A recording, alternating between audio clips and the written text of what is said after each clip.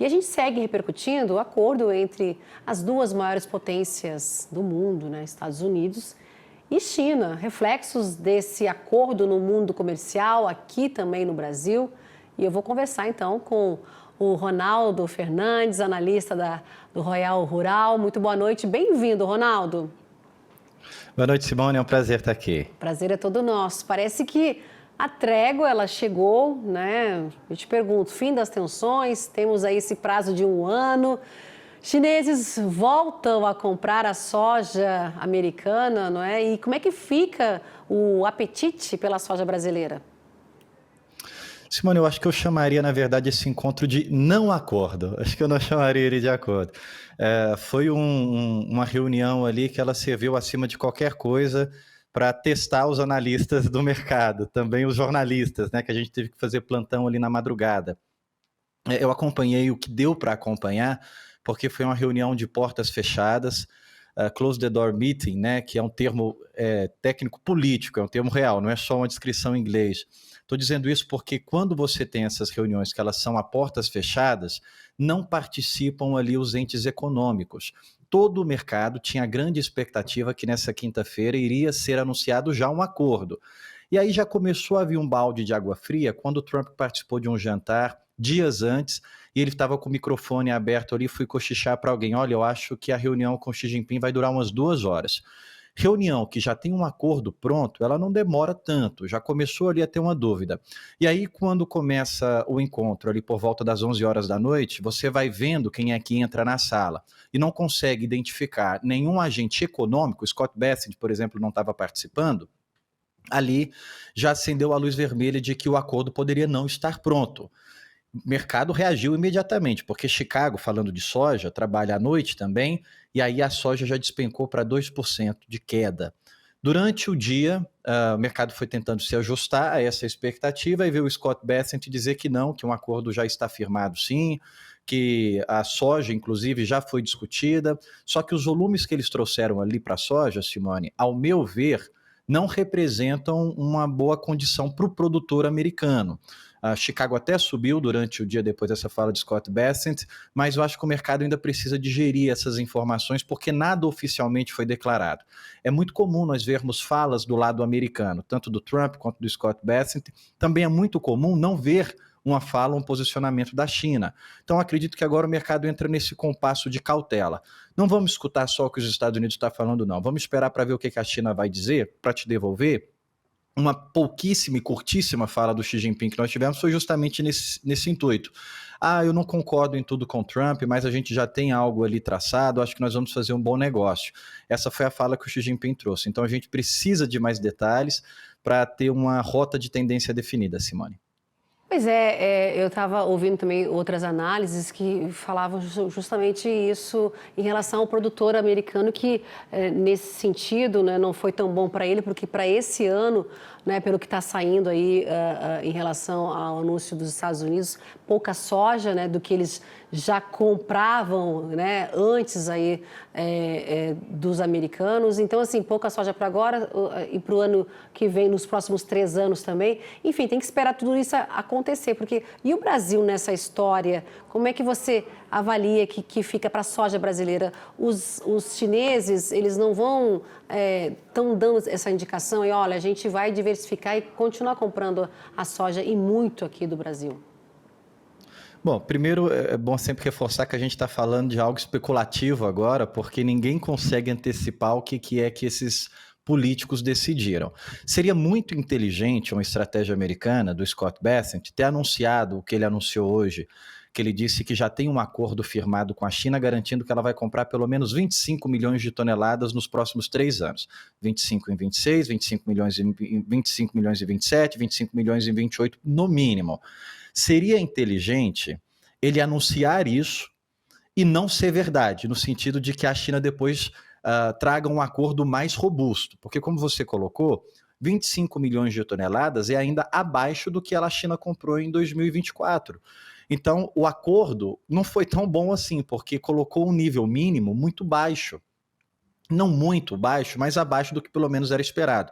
Quando a gente olha para o acordo que foi firmado em 2020, foi muito mais agressivo, obrigou a China a comprar um volume muito maior do que ela tinha comprado nos anos anteriores. Ela não cumpriu, mas pelo menos ali quando o acordo saiu, os níveis foram altos. E aí vale a pena a gente traçar um paralelo da diferença desse acordo de agora, que foi anunciado pelo Scott Bessent, ainda não é oficial, para o acordo que foi traçado lá atrás pela China. A guerra comercial com os Estados Unidos e a China no início foi em 2018. O acordo só saiu em 2020. E os Estados Unidos colocaram ali um grande volume de soja para a China comprar. Por que a China aceitou? Em 2019 para 2020, o Brasil passava por um grande estresse hídrico com risco de quebra de safra. Então a China se viu deficitária de soja. Peraí, eu vou precisar comprar soja, e ela foi lá e aceitou o acordo americano. Agora, o que está aparecendo é que os Estados Unidos estão com dificuldade de emplacar um acordo robusto para a China. E ela não se vê obrigada a assinar nada de um grande volume, já que ela tem uma safra do Brasil batendo a porta e ela acredita que vai ser uma safra recorde seguida de outra safra recorde. Então, a longo prazo, Simone, acredito que o produtor americano vai voltar a perder valores em Chicago. Agora não. Agora o que está sendo precificado é pelo menos o retorno da China. Chicago tinha caído bastante porque a China tinha parado de comprar soja americana e ele saiu lá da casa dos $12 por bushel quando isso acontece. Agora ele está tentando voltar ali para aquele nível. Só que tem esse limitador que a gente está colocando. Todos os níveis que foram citados pelo Scott Bessent, falar que a China vai comprar 12 milhões de toneladas durante esse ano, ela pode até comprar esse ano, mas difícil ser para embarque imediato, é difícil isso acontecer, demora de 1 a 2 meses para o navio chegar lá nos Estados Unidos, sair dos Estados Unidos e chegar na China. Vai demorar para esse número aparecer nos dados da China, vai demorar para esse número aparecer nos dados dos Estados Unidos. Então, parece muito mais político do que, de fato, algo provável. E, enquanto isso, para responder a sua pergunta, aumenta a janela de oportunidade para a soja brasileira. Nós tínhamos soja nos portos até ontem, valendo R$ 140 para a soja disponível, R$ 133 para a soja de março. Hoje os níveis subiram R$ 5. Se falou em 145, mas isso também pode ser pontual, Simone, porque o mercado ainda está ajustando. Até agora a gente não teve nada concreto, só falas dos Estados Unidos que a gente já entendeu que elas não são 100% confiáveis. Trump disse lá atrás que ia obrigar a China a comprar 4 vezes mais soja americana e agora vem com um acordo de 25 milhões de toneladas. Então o mercado já passou a desacreditar nessas falas do lado americano, porque sabe que elas podem não se cumprir. A gente vai ter que esperar, de fato, ou um acordo oficial, ou antes disso, um pronunciamento da China, que a gente não sabe quando é que pode acontecer. E a gente segue aqui acompanhando, né, esperando tudo isso acontecer, né, esse acordo ser divulgado oficialmente dos dois lados, não é? E lembro muito bem quando o Trump falou que a China ia comprar 4 vezes mais a soja americana. Agora, na semana passada, a gente falou daquele rumor, né, em relação que a China ela já estava comprando a soja americana, era rumor, era boato, enfim. Também, essa semana, a gente viu aí notícias que a estatal chinesa, né, a COFCO, não sei se é esse o nome correto, mas teria comprado. Quanto disso é verdade? Teria comprado a soja já americana? Basicamente, toda a informação ela já tem a consideração de oficial ali, Simone. A gente não tem um relatório para te chamar de nosso oficialmente do FDA por causa do shutdown dos Estados Unidos. A paralisação ainda continua, que pode ser a maior paralisação da história, né?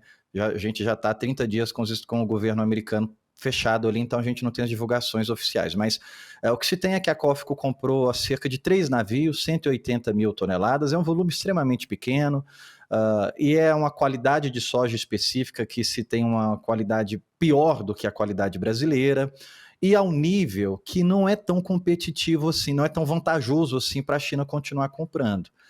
Quando a China vai lá e anunciou, que confirmou que estava voltando às compras americanas, a COFCO tinha trago 3 navios, os preços dos Estados Unidos subiram. E aí eles voltaram a ficar bem parecido com os preços do Brasil. Então, em termos de preço e qualidade, o que faz sentido é a China continuar comprando a soja brasileira. Só que agora, o que a China parece que está querendo criar é uma retórica, uma narrativa, acho que a gente já comentou isso semana passada também, que os prêmios do Brasil estão altos, que o preço do Brasil está dando uma margem muito negativa para as esmagadoras e que ela quer comprar soja mais barata. Só que ela não vai. O que vai acontecer é o seguinte: ou a soja brasileira puxa a soja americana para baixo, ou a soja americana puxa a soja brasileira para cima. O que aconteceu hoje não foi em razão dessa compra, foi em razão do não acordo China e Estados Unidos, que todo mundo estava esperando, e aí os preços do Brasil subiram pontualmente nessa quinta-feira. A gente não sabe como vai se comportar ao longo da semana. Mas, na verdade, foi um gesto simbólico para dizer, ó, antes do acordo, antes da reunião, olha, a gente tem boa vontade, a gente quer voltar a comprar a sua soja, vamos lá, já comprar 3 navios. É importante lembrar que a Cófico, por ela ser uma estatal, ela não depende de acordo para não ter tarifa, porque eu ressalto muito isso, é como se fosse a tarifa das blusinhas do Brasil. Quando o produtor, o consumidor compra algo lá no AliExpress, nesses sites chineses, a taxa que ele está pagando vai para o cofre do governo. Então a China, ela colocou uma taxa para a soja americana, para se alguma indústria privada dela ir lá e comprar, vai pagar a taxa para a própria China. Então não faz sentido uma estatal ter a tarifa. Por isso que ela usou a COFIC. Em 2018 aconteceu muito isso também, a guerra tarifária se estendeu por mais tempo e as únicas empresas que compraram soja dos Estados Unidos foi a COFICO e a Sinograin, que são estatais chinesas. Mas eu acredito que foi mais simbólico, viu, Simone? O ponto agora que nós temos é que Chicago tem um limitador de alta, porque o acordo não foi anunciado e o que foi dito hoje não é um bom acordo, então ainda gera oportunidade para a gente fazer hedge, a proteção de venda nos contratos de Chicago 2026, e ainda gera uma oportunidade para aquele produtor brasileiro que não vendeu nada da sua soja. Essa janela se estende por um pouco mais de tempo, mas o tic-tac tá soando, porque agora a gente não tem prévia nenhuma de quando vai ser o próximo encontro, de quando vai ser a próxima conversa. Se fala de uma visita do Trump para a China só lá em abril. Não é possível que isso vai se estender até lá. E só para te devolver, é bom lembrar que o Trump e todos os da comitiva dele ali esqueceram do milho, né? A gente sabe que a China não compra um grande volume de milho americano, não tem esse apetite, mas eles poderiam pelo menos ter usado isso daí para fazer alguma política para sustentar, porque de forma errada o mercado acreditava que isso iria beneficiar o milho também. E eles nem citaram, o milho foi lá para baixo, mas o grande foco de fato é a soja, Simone. Colocou a soja, o milho de lado por aí. Rapidamente, Ronaldo, também temos aí terras raras, a China suspendendo a restrição aí sobre terras raras, diminuindo essa atenção, porque Trump está em busca disso, tanto que já firmou acordos aí com os japoneses, não é? O Japão ele tem um grande poder de refino, ele tem um grande consumo dessas terras raras, mas ele ainda está longe de ser o grande detentor dos minerais, né? São as terras raras e os minerais críticos que eles mesmos que se misturam ali. A China, como todo mundo já sabe, é a maior detentora disso, cerca de 44 milhões ali de propriedade, de hectares quadrados, né, de terras raras. Depois, em segundo lugar, vem o Brasil com 22 milhões. E os Estados Unidos é um grande consumidor, mas não tem quase nada. E é o grande produto na mesa, é o grande foco, é essas terras raras.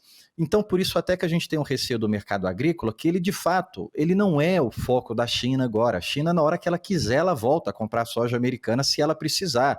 E se ela não precisar, ela vai deixando o mercado de lado. A questão do agronegócio ela é estritamente política, não é econômica para o lado americano. O que os Estados Unidos precisa definir agora, de forma urgente, são as terras raras, porque quem controla as terras raras vai controlar a revolução tecnológica de inteligência artificial, de carros elétricos, e também afeta até a defesa. Aquele caça que nós vimos os Estados Unidos usar para atacar o Irã, ele precisa de elementos que são de terras raras. E parece que a China cedeu um pouco. Mas eu gosto de frisar, Simone, que assim como em 2018 até 2020 a China fez um acordo com os Estados Unidos e não cumpriu, olhando para a soja, nada garante agora que ela vai cumprir isso também até o final, se esse acordo colocar algum volume de cotas para as terras raras, que a gente não tem esses detalhes. É importante enfatizar algo. Trump e toda a sua comitiva, Scott Bessent, eles precisam se preocupar com reeleição.